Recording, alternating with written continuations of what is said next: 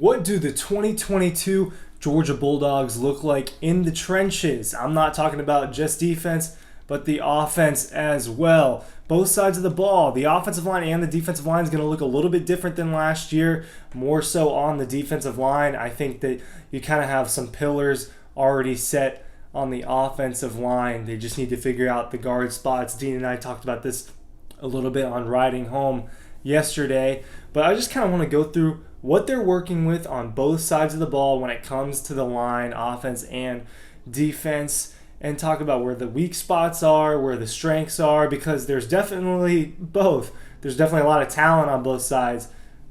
Maybe we're lacking some experience in certain areas. Maybe the defensive line is lacking some experience in certain areas. Maybe the offensive line is lacking some health right now, which is true. We know Tate Ratledge dealing with his injury. Off the tip of my tongue, cannot remember what his injury is. I think it's turf toe. I do not know why I'm blanking on that. But I'll get to all of that. Make sure you're checking out the site, dogpost.com. Ryan Curley here talking about the offense and defensive line for Georgia Bulldogs. Make sure you're checking out DAWGSTRUCTION. Make sure you're checking out our Insider Preview Magazine. We're running out of these for sure. We're running out of the Preview Magazine for sure. Only a little bit left. You pick them up at the Red Zone store in Athens if you want as well. So, got these guys rotating behind you. I hope they've been rotating. Maybe I'm not set up quite yet. So there we go. Here. Now they should be rotating. Anyway, so I'm still trying to figure all this out. I'm going to probably make a couple adjustments. But anyway, I think on offense, you got your tackles and you got your center that seem to be set. Center, Cedric Van Pran. He was a center last year. He was a good center last year. Right tackle, so for you guys, right tackle, Warren McClendon.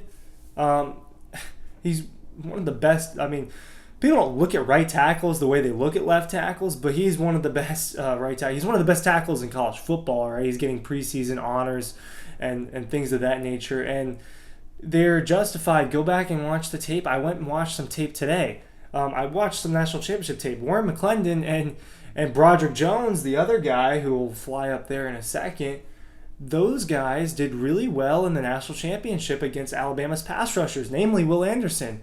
Let's look at the numbers on that.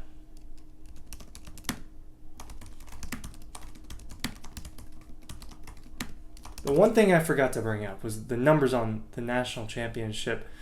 I wanted to look at Will Anderson's stats because I don't remember him having that much of an impact statistically in that game.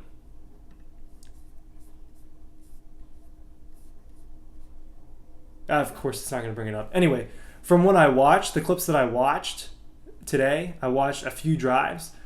They held up very well, all right? And we know that when Broderick Jones came into the game, the things got better on the offensive line for Georgia in the national championship, all right? When they shifted Jamari Salyer to guard, no hate for Warren Erickson, but when he came out of the game and Broderick Jones came in, it was just better. And so I think they've got their pillars. Broderick Jones is freaky, and Cedric Van Pran is a leader, and consistency you get out of Cedric Van Pran. That is for sure. You don't see a lot of fumbles and mishaps in the snaps when it comes to the snaps with Georgia. You just don't. So guards, if Ratledge is healthy, he's in there. Xavier Truss, Devin Willock, Jared Wilson, those seem to be the guys competing right now.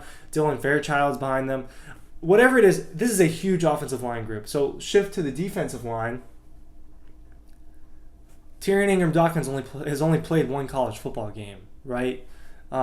If what I found is correct. This is his second year in the program. Zion Logue, a guy that's been around a while, played 9 games last year. He had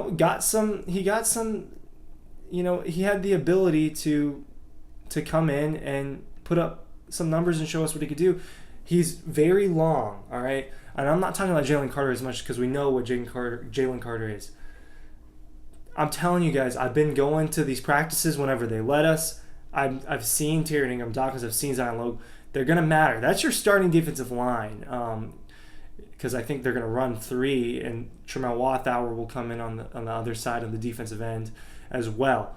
But Tiernan Dawkins, I think, is kind of filling in for what Trayvon Walker was. Devontae Wyatt and Jalen Carter, or Devontae Wyatt and Jordan Davis are going to be replaced by Zion Logue and Jalen Carter, whatever order you want. Those are the guys on the interior defensive line. Jalen Carter is one of the 10 best players in college football, guys. He is.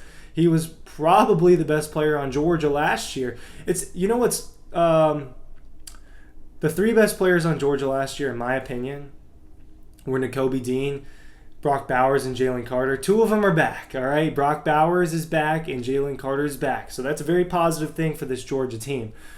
Now, I think that